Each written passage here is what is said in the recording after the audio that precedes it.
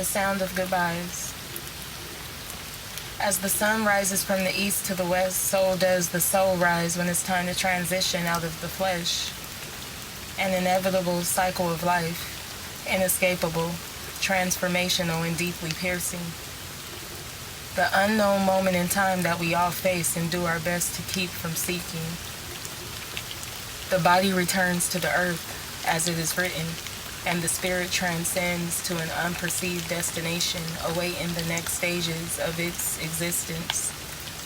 This is a phenomenon we know all too well, and avoid the conversation thereof in attempts not to dwell on the darker side of life, the crossroads where goodbyes are sealed with tears, brokenness, love, resentment, forgiveness, secrets, and prayers.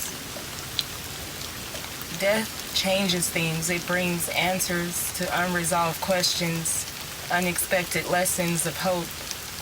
At times, it could be the remnants of a fire that cleared with the smoke. It could inadvertently plant seeds of inspiration of some of the most important actions and words ever spoke. One thing is for certain, time is relative depending on one's frame of reference. Keep in mind the mark you desire to leave on this earth. What will they remember when they think of your presence? Rest well.